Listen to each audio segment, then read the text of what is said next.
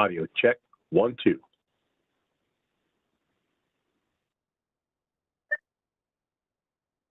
This is the agenda room. We can hear you.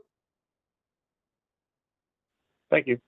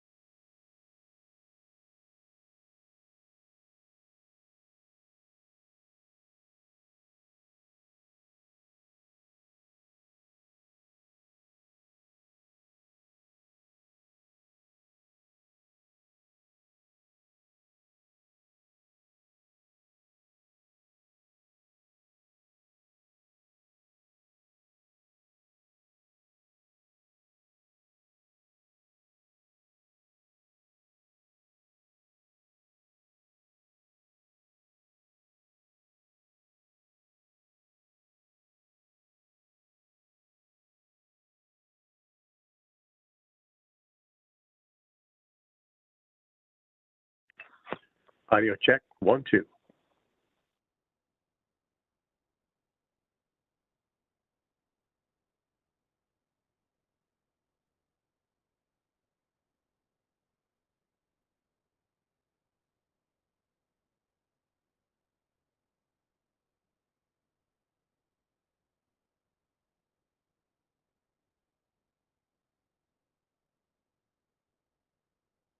Audio check, 3, 4.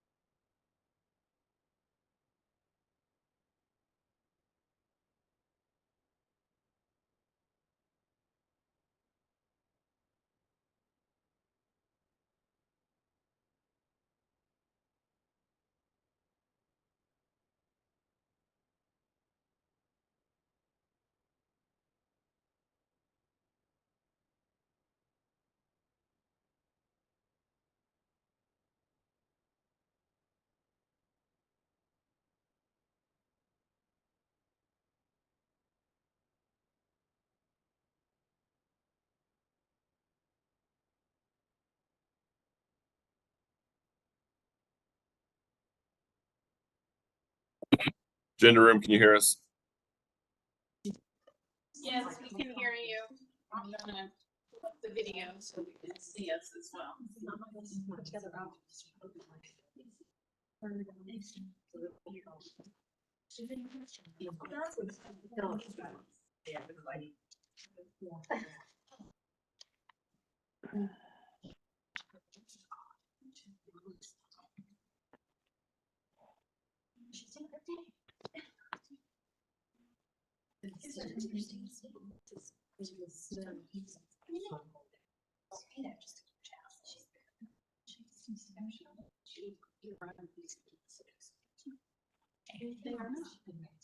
Yeah, I can tell.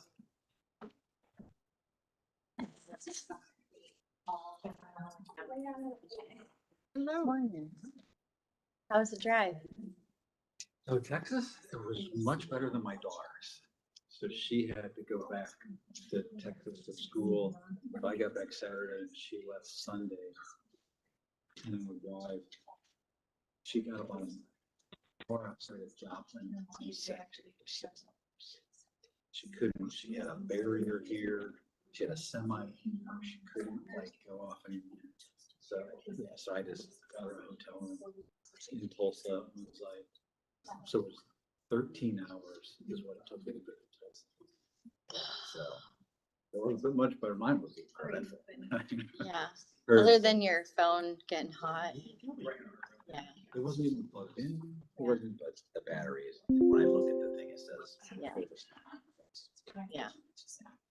But yeah, so I felt bad for her because I was like, she texted me, oh, and on the way home. For Christmas break, she sat there for 10 minutes. 6.5 hours. Absolutely. Just on 44. You're on that turn Yeah. right there, and she said even like emergency, there was a place where you couldn't even like get off and go down because there was such a steep embankment. She's like, emergency cars couldn't get around. Both of them shut. You know, apparently it was just an accident, several semis. Hmm. So, yeah, so. It is 10:15. 1, 2. Oh, here. One, I see Maida. Oh, wonderful. Good morning, Commissioner Coleman, Commissioner Holzman, Commissioner Kolkmeyer. Good morning, Mr. Chairman. How is the Kansas City office, fellas? Hey, Kansas City's good. We're We're, here. we're looking forward to getting the conference room up and running. Nice, nice, nice. Did you bring any knickknacks, Commissioner Kolkmeyer, to kind of spread around there since Commissioner put up all the pretty things? Hang on just a second, I have something. Why do I ask these questions? I brought my hat. I brought my hat. That's good. You need a hat on these cold. Yes, yes, we do. Maida, do you have anything for show and tell today?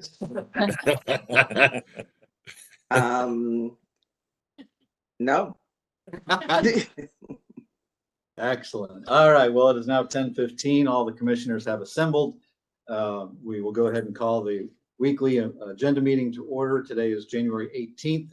It is now past 10:15. So before we get into it, I want to ask everybody that's online or on the phone to please mute yourselves so other people can hear when they need to speak. We have 8 tariffs and new orders and 1 case discussion today. But before we get into that, we need to approve the minutes from the January 10th agenda. Those have been distributed in advance. Commissioners, do you have any changes or questions or concerns about those minutes? All right. Go ahead and make the motion. We approve those minutes from the January 10th, 2024 agenda. All those in favor, please say aye. Aye. Aye. They're approved by a vote of 5-0. We also have some closed minutes from the January 10th, 2024 closed meeting agenda. Those minutes have been distributed in advance. Is there any changes or corrections to the closed minute meetings?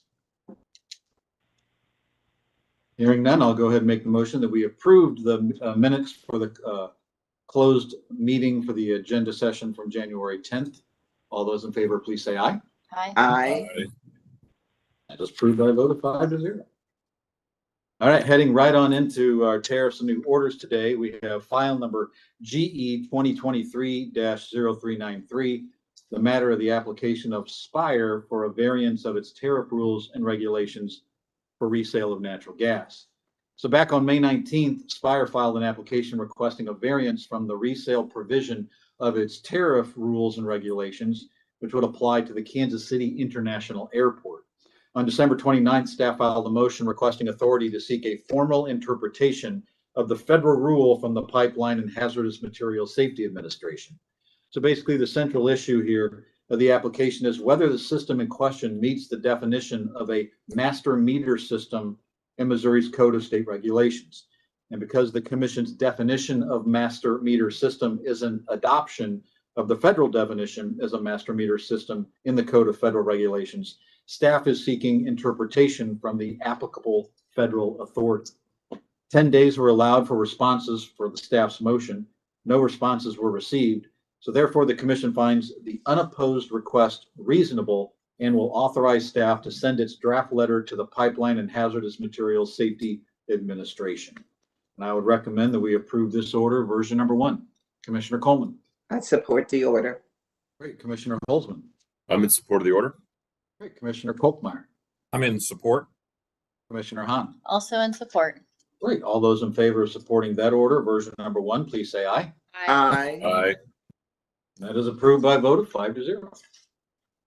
Heads next up is file number ER 2024-0184, the matter of Evergy, Missouri Metro's demand side investment mechanism rider rate adjustment and true up. So on December 1st, Evergy, Missouri Metro filed a tariff sheet with supporting testimony to adjust charges related to its approved demand side investment mechanism, or DSIM, under the Missouri Energy Efficiency and Investment Act, known as MEA.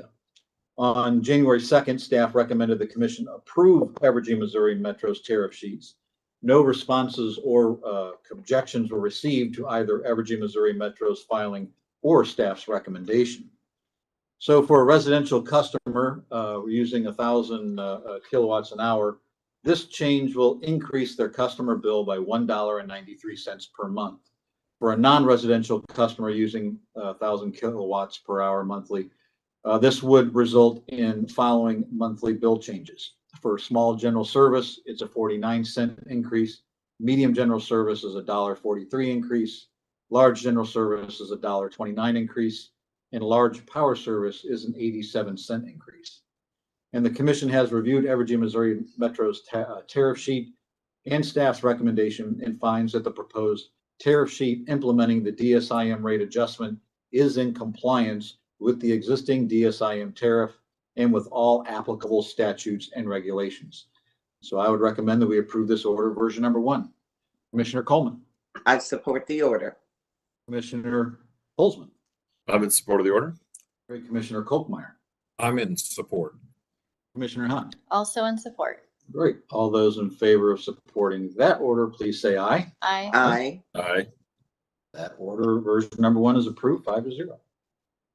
Next up is file number ER 2024-0186. This is the matter of Evergy, Missouri West demand side investment mechanism rider rate adjustment and true up. So on December 1st, Evergy, Missouri West filed a tariff sheet with supporting testimony to adjust its charges related to DSIM rider under the Missouri Energy Efficiency Investment Act. On 2nd of January, staff recommended the commission should approve Evergy, Missouri West tariff sheet. No response or objections were received, either Evergy, Missouri West filing or staff's recommendation.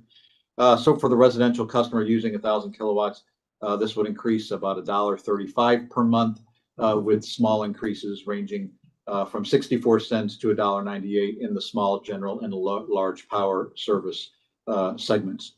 So the commission has reviewed Evergy, Missouri West tariff sheet and staff's recommendation and finds that the proposed tariff sheet implementing the DSIM rate adjustment is in compliance with existing DSIM tariff and all applicable statutes and regulations.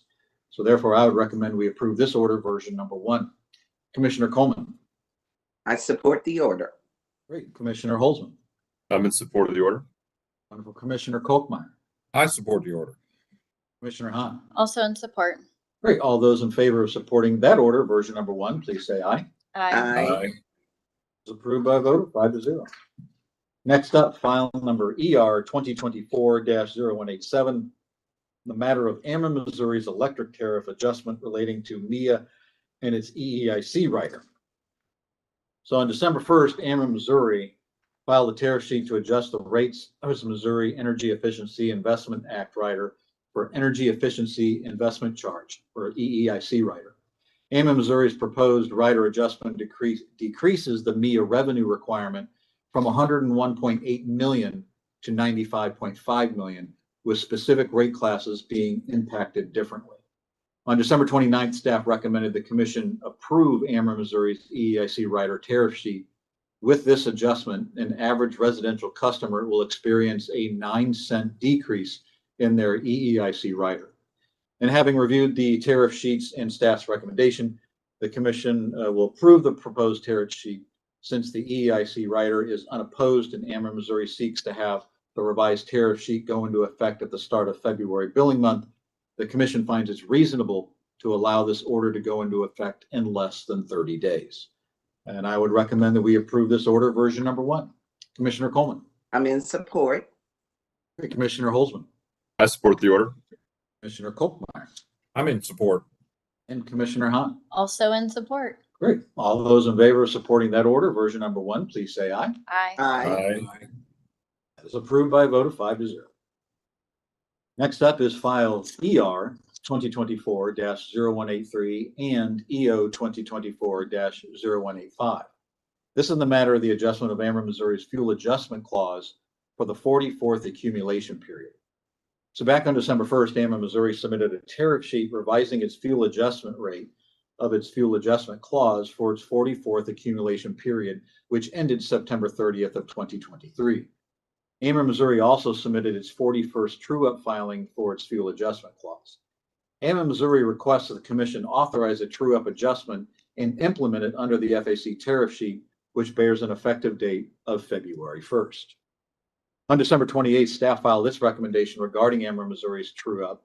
Staff recommended the commission approve the RP41 true-up filing for inclusion in Ameren, Missouri's AP44 adjustment in file ER 2024-0183.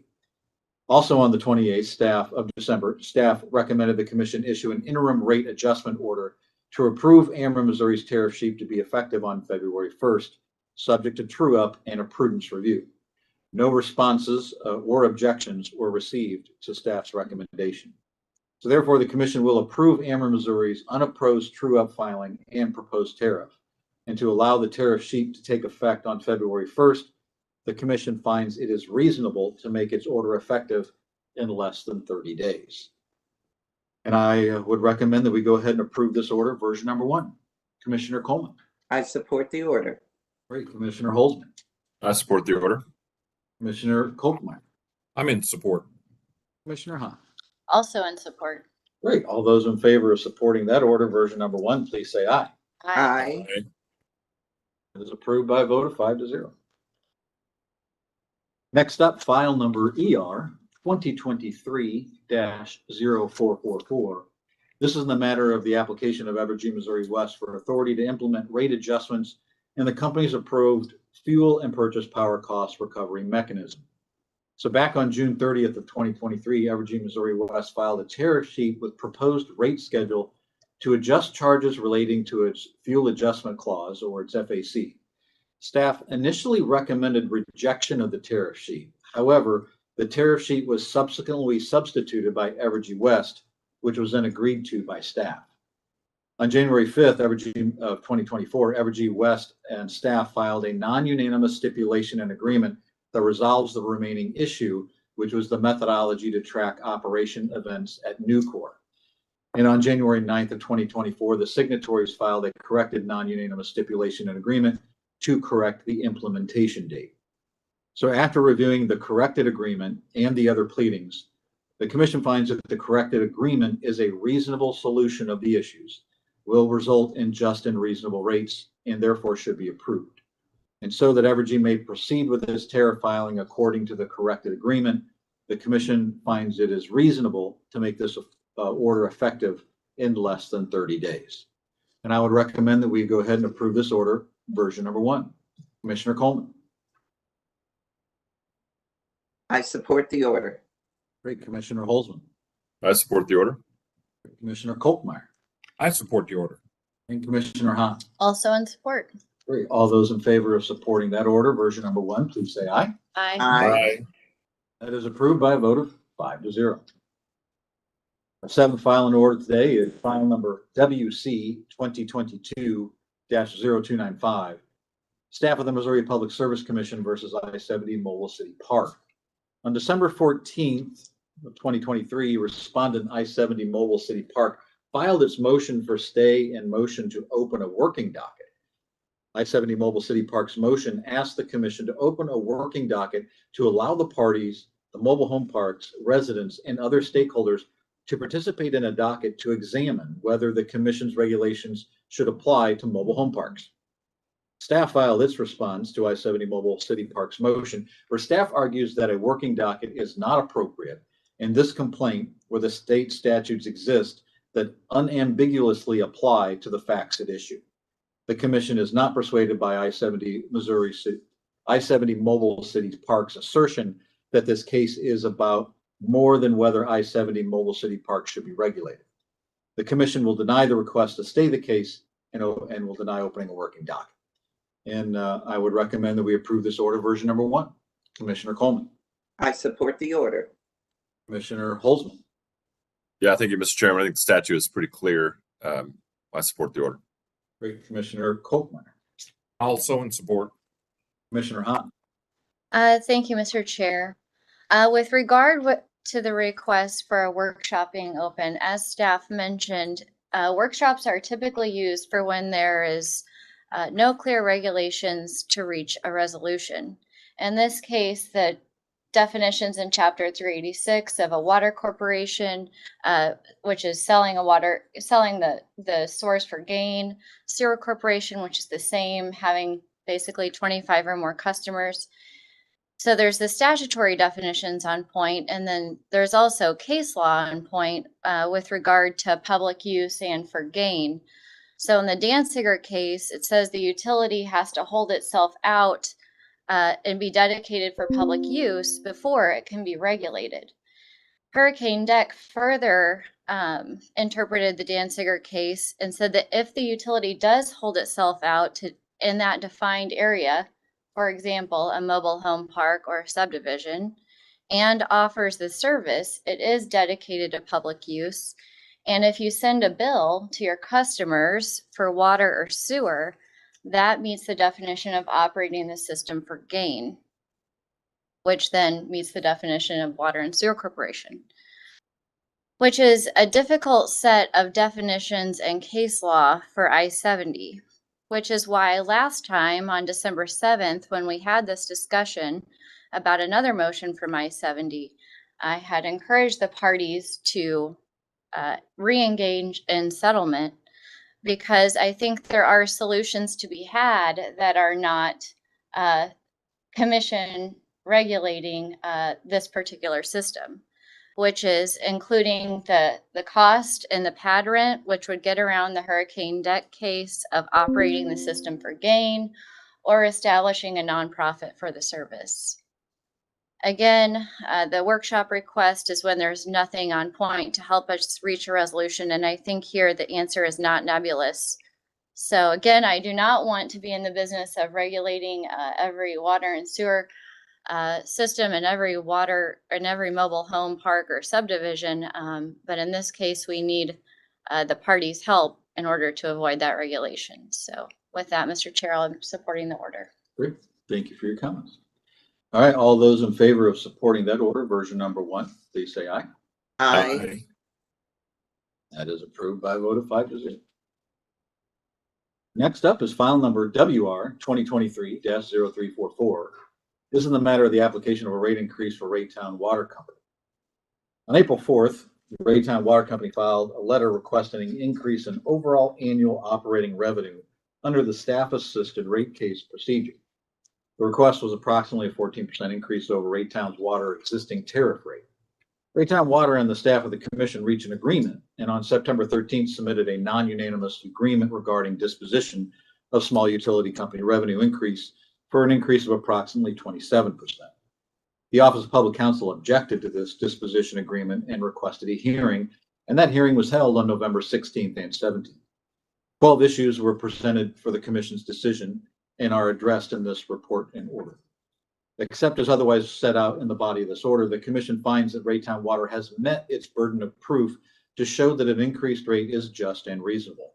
Thus, the commission concludes, based upon its review of the whole record, that rates approved as a result of this order support the provision of safe and adequate service. The revenue requirement authorized by the commission in this case is no more than what is sufficient to keep Raytown Water Utilities plant in proper repair for effective public service and provide to the company's investors an opportunity to earn a reasonable return upon funds invested. And so therefore, I would recommend we approve this order, version number 3. Commissioner Coleman. I support the order. Great. Commissioner Holzman. I'm in support of the order. Great. Commissioner Kolkmeyer. Yes, thank you, Mr. Chairman.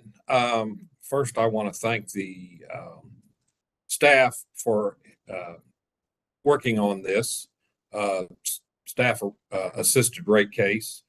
I think they've done a very good job here with this. I'm somewhat disappointed in we have 12 oppositions, and mainly the first one. Let's start off with A, advanced meter infrastructure. I think this is something that has been put to bed years ago in all the rate cases. And I don't know how many more times that we have to work and talk about and take up everybody's time talking about AMI meters. I think hopefully this will be the last time we have to hear about it. And there's several others here that are very minute oppositions. And I think if the parties would want to work together, I think they could work together here to reach a settlement versus go through these 12 things. So I'm very disappointed in the opposition here, how they're not willing to work with the staff and the company. So thank you, Mr. Chairman. I will be supporting this order. Thank you, Commissioner. Commissioner Hahn. Thank you, Mr. Chair. I do also want to echo the comments of Commissioner Kolkmeyer, specifically the staff's work in the case, and not just the staff's work, but the staff on the 9th floor here, our judges, our legal counsel, our technical advisors, our advisors were working very late Monday night and Tuesday to get an 80+ page order together for us to be able to vote on today. And it's not unnoticed. I know it's thankless usually, but I know we all appreciate it, so we can put this to bed. Also echoing Commissioner Kolkmeyer's comments, I also am concerned that Office of Public Counsel did not choose to enter the case until after staff and the company entered into a final disposition and agreement. Further drove cost in the case. It further delayed the case. And here we are reaching roughly the same outcome as was in the settlement and disposition previously. So I hope that in the future, the public counsel could engage sooner so as we can delay those additional costs and delays. And so I, again, appreciate staff working through this, and going to be supporting the order today. Thank you, Mr. Chair. Great. Appreciate your comment. Okay, go ahead and make a motion that we recommend this order version number 3. All those in favor, please say aye. Aye. Aye. That is approved by a vote of 5-0. All right, moving on into case discussion. Judge Pridgeon, come on down. You're the next contestant on. This is in the matter of file number TO 2023-0436 in the matter of the investigation of Aristotle Unified Communications LLC related to Connect America Fund Phase 2 auction. Judge? Chair, thank you. Good morning. I put this memo on to see if the commission knows how it would like to vote on this case. I've tried to summarize the evidence in the memo and to try to succinctly explain this. I think if the commission decides that the company has and will continue to use its federal funding for the provision, maintenance, and upgrading of facilities, then the commission should certify Aristotle as being eligible to receive that continued funding. If you think that the company has not done so or will not do so in the future, then you should order that the company not receive any further funding. Great. That was pretty clear on that. So we'll just go around like we usually do for our case discussions, and you hopefully will get a clear direction of how to proceed. So I guess, yeah, so the question before us is, should the commission certify Aristotle under Rule 47 CFR 54-.314 to receive federal Connect America Fund Phase 2 funding for 2024? It's in my opinion that, yeah, I think the evidence showed that Aristotle is using the federal Connect America Fund Phase 2 support for the provision, maintenance, and upgrading facilities and services for which the support is intended. I think the testimony of Elizabeth Bowles, the CEO, was very clear and to the point. In my opinion, she explained in detail how the company has used and is going to use their CAF 2 funds received through the end of the year. She also confirmed for me that they have and will spend its fund in addition to using all of CAF 2 support in meeting the applicable FCC service availability milestones. I was also convinced that, and she confirmed that a substantial amount of the equipment that has been purchased is segregated for use solely in Missouri and can only be used in Missouri to serve the awarded census blocks. And while I do understand staff's concerns, I think that in this instance, the commission, relying on staff's recommendation, erred in certifying Aristotle to receive federal Connect America Fund Phase 2 funding. And I think that the commission should recertify Aristotle as soon as possible. So that's my thoughts. Commissioner Coleman, what are yours? Mr. Chairman, I'm in agreement. I believe Aristotle is eligible to continue receiving the funding. So I support ruling in favor of them. Great. Commissioner Holzman, your thoughts?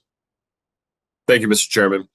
I think when I first looked at this case, staff had made a good position that it had been taking longer than it probably should, and that there might be reason for concern.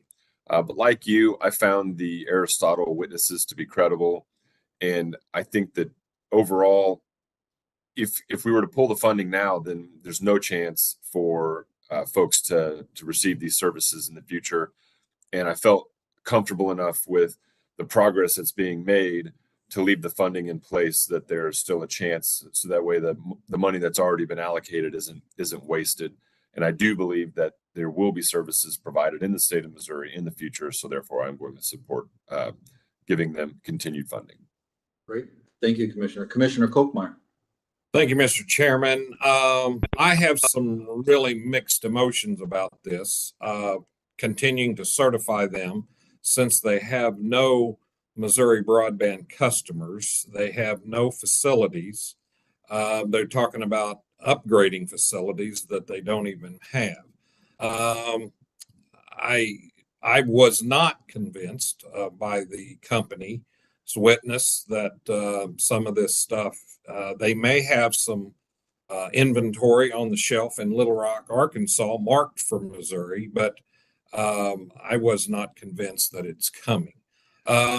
So I will support it, but I'm not wholeheartedly in support of this.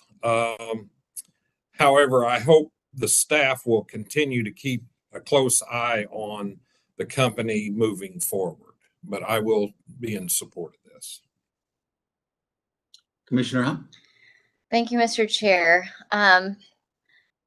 Broadband is near and dear to my heart. In my previous job, if you've ever heard the governor talk, the two things he repeats over and over is that his priorities are infrastructure and workforce development. And infrastructure means lots of things, including broadband. So I spent a significant amount of time working with Department of Economic Development broadband office to further deploy broadband in the state.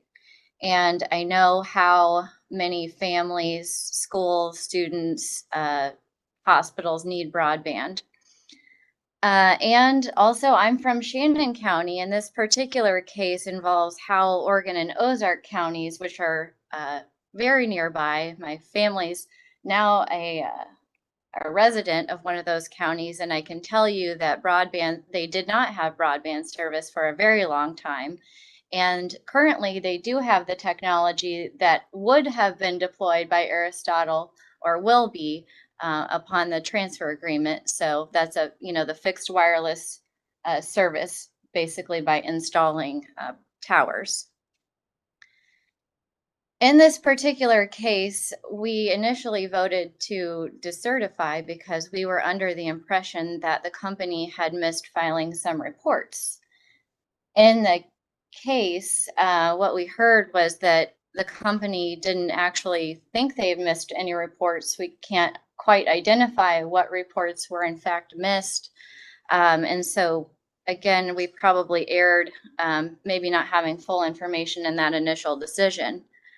But in my view, Mr. Chair, I agree with you in recertifying the company today, because I think the worst outcome that could possibly exist in this case is that we keep the company decertified. The folks on the ground never receive broadband. The funding that was dedicated to those census blocks goes back to the FCC for redistribution. And there's a very small, minuscule chance that the funding would be redistributed to those census blocks. On the other hand, the best outcome was that we would recertify Aristotle and either hope that they enter into a transfer agreement with the company that we have the non-disclosure agreement for, or two, if they don't effectuate the transfer agreement, to actually start providing the service, which is what the CEO testified that they were willing and able to do, but just didn't want to duplicate service of another provider. Also, Mr. Chair, I agree with you. They are currently meeting the FCC certification rule on using that high cost support for in the preceding and coming year for the provision, maintenance, and upgrading of facilities and service for which that funding is intended, though maybe not all at the same time or all in the same year, as was clarified during the case. They are meeting the FCC milestones, even though they do not have customers. The one thing I do think they could do better is potentially advertise, as there's no FCC metrics for what advertise means or requires. But once they do effectuate a transfer agreement, or in the absence of that, start providing service, I assume that they will also start advertising further. I do think we need to recertify with expediency, as this is an $833 a day decision. So the sooner we make a decision to recertify, the better. So with that, Mr. Chair, I'm in support of your position. Thank you. Well, thank you guys for your comments, Judge. I think you have enough to bring us in order. Thank you. Excellent. All right. Thank you, guys. All right. Next up, we just have scheduling left. So Monday, January 22nd, we have an on-the-record presentation in EW 2023-0199, collaborative workshop, customer education outreach regarding introduction of TOU rates in Evergy, Missouri. That will be in room 310 at 10 a.m. Judge DePel. Then on Wednesday, the 24th, we have agenda at 10:15 a.m.